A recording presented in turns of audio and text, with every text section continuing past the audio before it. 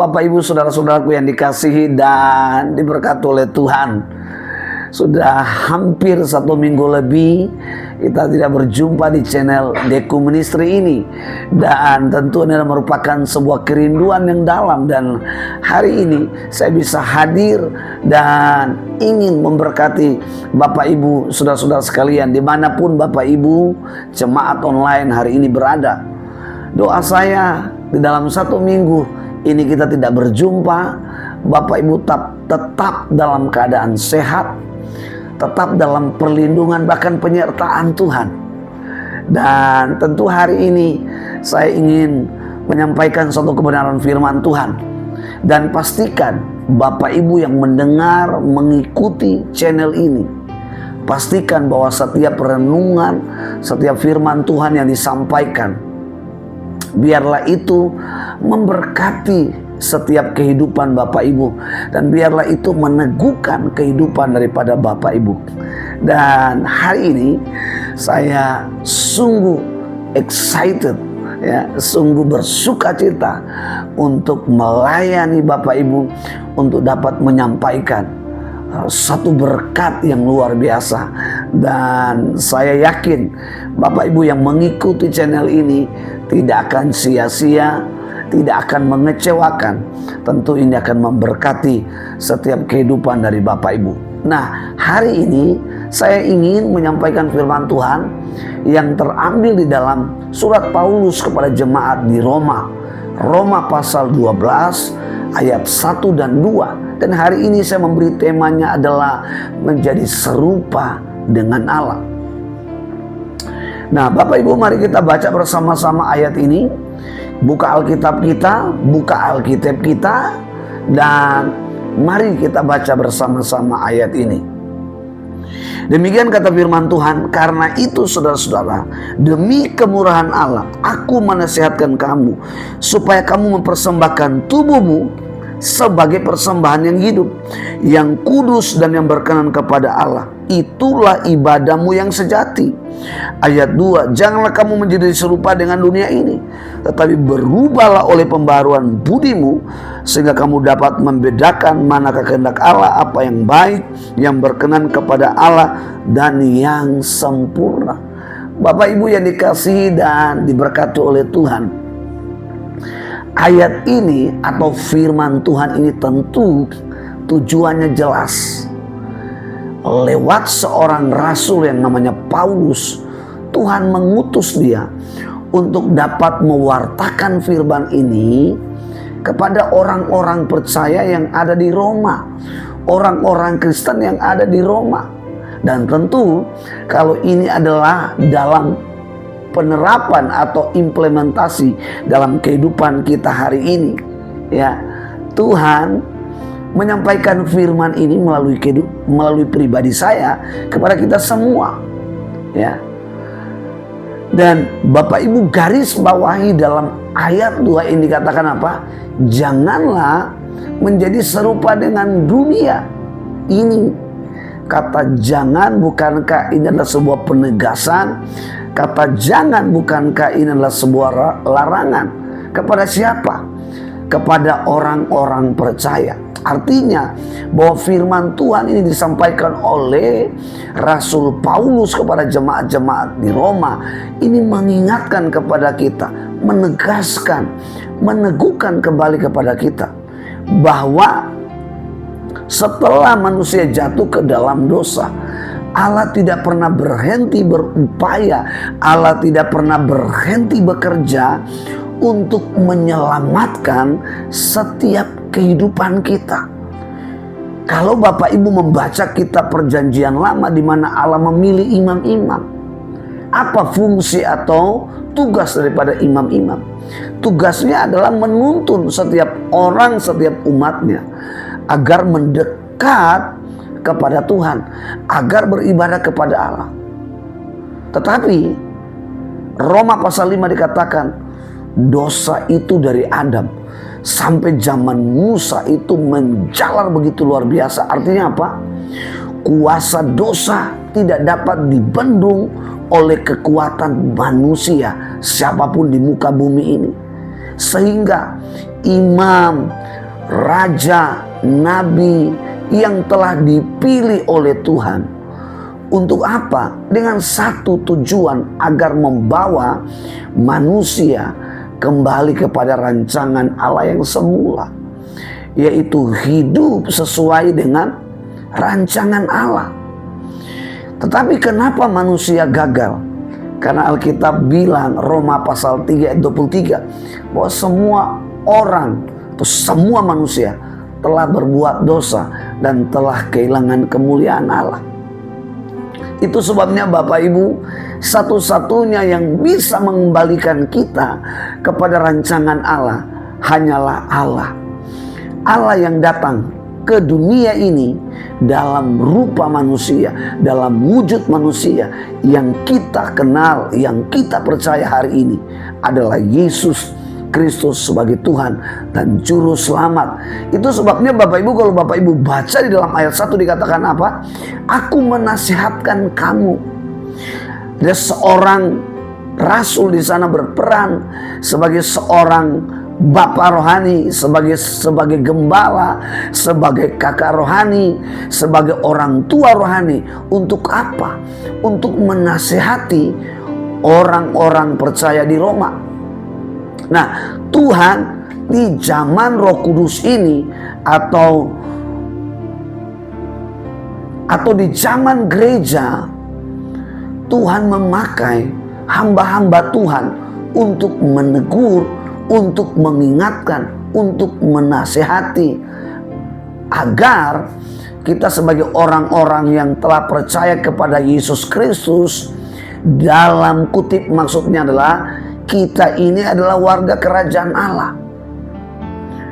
Hidup kita semestinya, selazimnya berbeda dengan orang-orang yang belum percaya. Artinya apa? Kita yang sudah percaya kepada Yesus sebagai Tuhan dan Juru Selamat, pola hidup kita tentunya tidak lagi sama seperti pada waktu kita belum mengenal Tuhan. Karena itu Bapak Ibu, di dalam ayat 2 dikatakan apa? Janganlah menjadi serupa dengan dunia ini. Dengan kata sebaliknya, bahwa kita yang sudah ada di dalam Kristus, seharusnya pola kehidupan, kata budi ini yang dimaksud adalah berhubungan erat atau merujuk kepada pola hidup kita. Karena karakter kita, mentalitas kita ini adalah merupakan manifestasi dari pola yang kita hidupi. Kalau pola yang kita hidupi adalah pola dunia, maka itu akan termanifestasi dalam kehidupan mentalitas kita. Karakter kita adalah karakter dunia, mentalitas adalah mentalitas dunia. Karena itu karena itu firman Tuhan ini menasihatkan kepada kita, agar kita yang sudah ada di dalam Kristus, hendaklah kita berubah. Berubah bukan kepada dunia, tetapi kepada Allah. Nah, kata berubah bisa saja diartikan artinya apa? Bertobat, berbalik.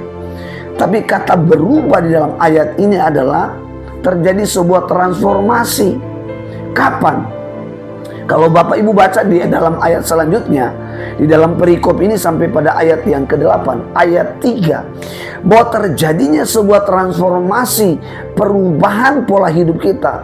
Itu dasarnya adalah iman. Sama-sama bilang iman. Apa itu iman?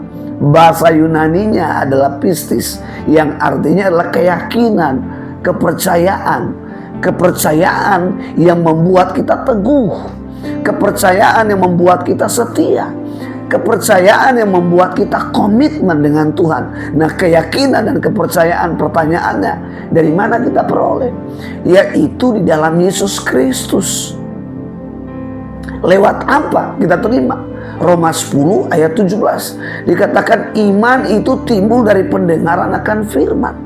Kenapa orang Kristen hidupnya tenggelam di saat ada badai? Kenapa orang Kristen hidupnya hancur di saat ada badai? Itu artinya orang ini atau orang Kristen demikian tidak erat, tidak bersekutu, tidak pernah belajar akan firman. Sehingga di saat ada badai, ada tantangan, ada persoalan, ada pergumulan, seharusnya yang firman Tuhan katakan, seharusnya ia timbul. Artinya apa?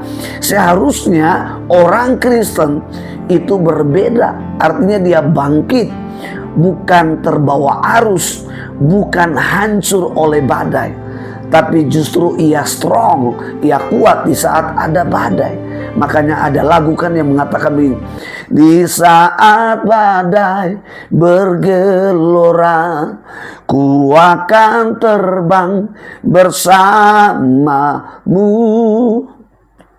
Bapa kau raja atas semesta, ku tenang sebab kau Allahku. Nah, Bapak Ibu yang dikasihi dan diberkati oleh Tuhan, kembali pada ayat firman Tuhan ini dikatakan apa? Berubah. Allah begitu giat, begitu sungguh-sungguh untuk membawa kita kembali kepada rancangannya, yaitu kembali menjadi serupa dengan Dia.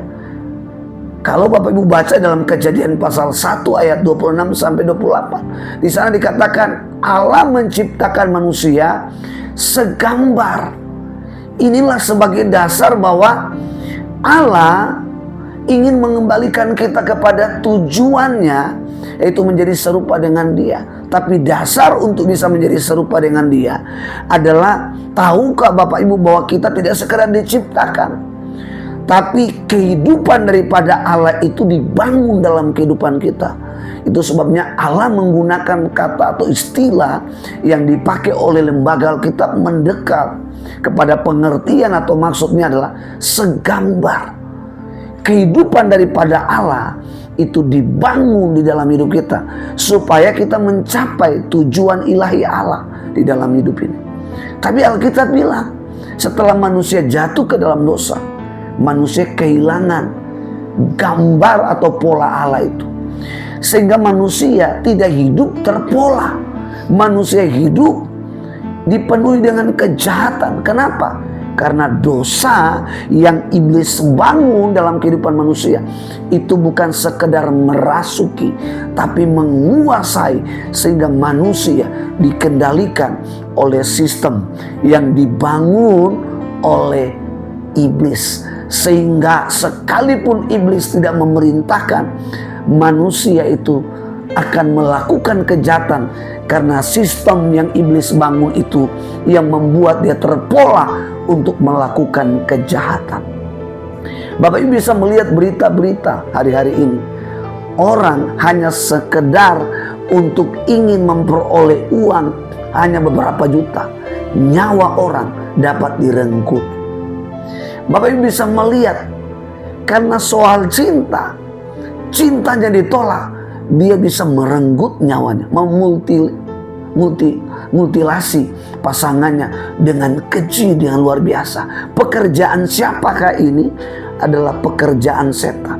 Nah, pertanyaan di dalam ayat ini, pola dunia ini sumber atau dasarnya dari mana? Tentu dari iblis.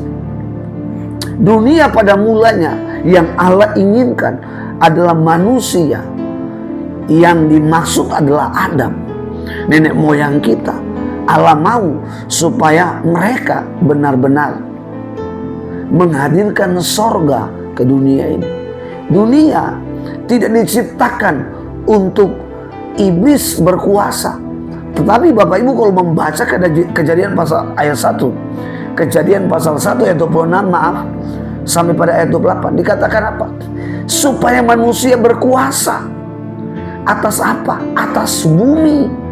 Atas apa? Atas segala ciptaan Allah di bumi ini. Tapi Bapak Ibu bisa melihat ketika manusia jatuh ke dalam dosa, manusia ditaklukkan oleh dosa, manusia ditaklukkan oleh masalah, manusia ditaklukkan oleh setan. Itu sebabnya Yesus datang ke dalam dunia. Iman kita di dalam Yesus Kristus adalah sebagai dasar untuk Bapak Ibu mengalami yang namanya transformasi, perubahan bentuk, di mana Yesus membawa kita kembali kepada bentuk awal kita, kepada rancangan Allah yang semula. Sesuai yang difirmankan dalam Kejadian pasal 1 ayat 26 sampai 28. yaitu segambar dan serupa dengan Allah. Itu sebabnya di dalam ayat ini dikatakan apa? Kita yang sudah ada dalam Kristus, Kristus yang sudah ada dalam hidup kita, dan kita ada dalam Kristus. Pertanyaannya, pola mana yang perlu kita hidupi? Tentu pola Kristus. Kristus datang sebagai manusia, menyatakan kealahan dalam wujud manusia. Supaya apa? Supaya membawa kita kembali kepada rancangan Allah yang semula. Itu sebabnya ayat ini menegaskan, menekankan bahwa jangan lagi menjadi serupa dengan dunia ini, tapi berubahlah oleh pembaruan budimu. Siapa yang bisa mengubah pola hidup kita? Tidak ada satupun para ahli, orang-orang pintar, orang-orang hebat, penguasa di dunia ini yang bisa mengubah hidup kita. Yang bisa mengubah dan mengembalikan kita kepada rancangannya hanyalah Yesus Kristus yang kita percaya sebagai Allah, sebagai Tuhan dan Juru Selamat hari ini. Nah, Bapak Ibu yang dikasihi dan diberkati oleh Tuhan, ayat ini mengatakan orang yang telah dirubah kembali kepada rancangan Allah, hidupnya sesuai dengan pola Allah. Ia tahu bahwa hidup ini adalah kemurahan Allah. Artinya bahwa kita hari ini ada, itu karena bukti daripada kemurahan Allah. Ayat 1 dikatakan demi kemurahan Allah. Paulus, hamba Tuhan, seringkali mengingatkan kita bahwa hidup ini hanyalah kemurahan Allah, kemurahan hati Allah.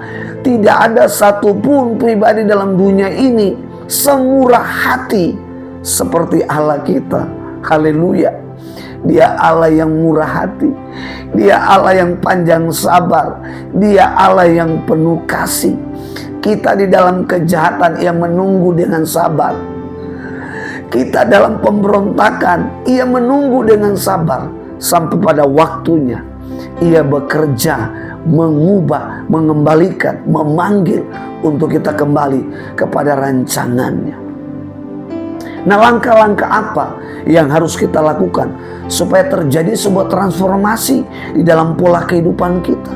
Ayat 1 dikatakan apa? Persembahkanlah hidup kita ini kepada Allah. Apa artinya persembahan? Persembahan artinya apa? Memberi diri kita secara total. Artinya orang yang sudah di dalam Kristus, hendaklah ia memberi dirinya, memberi diri, mempersembahkan hidup ini kepada Allah secara total. Jangan setengah-setengah. Banyak orang Kristen ya merasa cukup di saat ibadah, melayani ya. Tapi setengah dari kehidupannya masih dengan dunia. Rokok tetap dikerjakan, miras tetap dikerjakan, perselingkuhan tetap dikerjakan, menipu sana sini. Alkitab bilang orang yang mendua hati tidak akan tenang dalam hidupnya. Bapak Ibu, saya berdoa supaya kita tidak menjadi orang yang mendua hati, tapi kita menjadi orang-orang yang benar-benar sudah mengalami yang namanya perubahan pola hidup, sehingga kehidupan kita dapat dibedakan dari orang-orang yang belum percaya kepada Yesus sebagai Tuhan dan Juru Selamat. Dikatakan di dalam ayat 1b, dikatakan mempersembahkan, berilah hidup kepada Allah sebagai persembahan yang hidup. Hidup itu berbicara tentang sesuatu yang bergerak, sesuatu yang aktif. Sesuatu yang tidak bergerak, sesuatu yang tidak aktif, itu adalah mati. Kehidupan kekristenan kita, kalau hanya datang ke gereja, hanya mendengar firman, tetapi kita tidak melakukan, sebetulnya kita adalah orang-orang yang mati rohani. Firman yang kita terima seharusnya, lazimnya itu hidup di dalam hidup kita. Bagaimana firman itu hidup dalam hidup kita? Orang bisa melihat apa yang kita lakukan dalam keseharian itu hidup. Kalau firman Tuhan berkata kita harus mengampuni orang yang bersalah, kita harus mengampuni. Kalau di dalam kehidupan kita tidak bisa mengampuni, maka saya mau bilang, kita beribadah, kita melayani, tapi kita adalah orang-orang yang tidak memberi diri sepenuhnya kepada Tuhan. Kita masih setengah-setengah, sehingga kematian rohani terjadi dalam hidup kita. Dikatakan apa? Menjadi persembahan bukan sekedar persembahan yang hidup, tapi yang kudus. Kata kudus, sesuatu yang terbaik, sesuatu yang layak, sesuatu yang menyenangkan hatinya, bukan menyenangkan hati manusia. Sehingga dikatakan menjadi persembahan yang berkenan, menjadi persembahan yang dapat menyenangkan hati Tuhan. Hal apa yang menyenangkan hati Tuhan? Persembahan, uang, kekayaan, harta, mobil, rumah, istri, kepintaran. Persembahan yang menyenangkan hati Allah adalah bagaimana hidup kita diubah, dikembalikan kepada rancangannya, yaitu kehidupan kita kembali sesuai yang Allah rancangkan, yaitu kehidupan kita sepola dengan Allah, sehingga kehidupan kita mencapai sasaran Tuhan, mencapai tujuan Allah yang ilahi, yaitu menjadi serupa dengan Dia. Ketika langkah-langkah ini kita lakukan, maka kita dapat mewujudkan bagaimana perubahan itu terjadi dalam hidup kita. Lewat apa? Mentalitas kita dan karakter kita. Ayat 2 dikatakan apa? Supaya kamu menjadi serupa dengan Dia. Hidup sesuai dengan kehendaknya. Hidup sesuai dengan kehendak Allah itu seperti apa, Bapak Ibu? Yaitu kita tahu yang baik. Yang baik bukan dari dunia, tapi yang baik sesuai dengan kehendak Allah. Yang baik sesuai dengan standar Allah, bukan manusia, bukan penguasa dunia, tapi sesuai dengan kehendak Allah. Dan yang dikatakan apa? Yang berkenan. Yang berkenan kepada Allah itu seperti apa? Bapak Ibu, kalau datang ke ibadah, kasih persembahan dengan tujuan supaya mendapatkan keuntungan, saya mau bilang, itu bukanlah pola orang-orang yang sudah hidup dalam Kristus. Pertanyaannya, kenapa kita memberi persembahan? Persembahan itu adalah sebagai bukti berkat Tuhan dalam hidup kita. Allah tidak menuntut kita harus memberi semuanya apa yang Dia berikan, tapi Allah melatih sejauh mana kita menjadi orang yang ingat akan perbuatannya. Sebagai wujud anugerahnya dalam hidup kita, persembahan. Sebenarnya kalau kita tarik lebih kecil tentang apa itu persembahan, ada rasa syukur. Tidak ada yang rugi. Bapak Ibu menolong orang, memberkati rumah Tuhan, supaya di sana dikelola, supaya di sana dipergunakan untuk apa? Untuk membangun bukan sekedar gedung-gedung fisik, tapi membangun gedung-gedung rohani, yaitu tubuh Kristus. Orang-orang percaya, jiwa-jiwa diinjili, dimuridkan, diselamatkan. Dan yang dikatakan, dan yang sempurna. Yang sempurna bukan banyak ibadah, yang sempurna bukan banyak persembahan, yang sempurna bukan banyak melayaninya, yang sempurna bukan banyak doanya.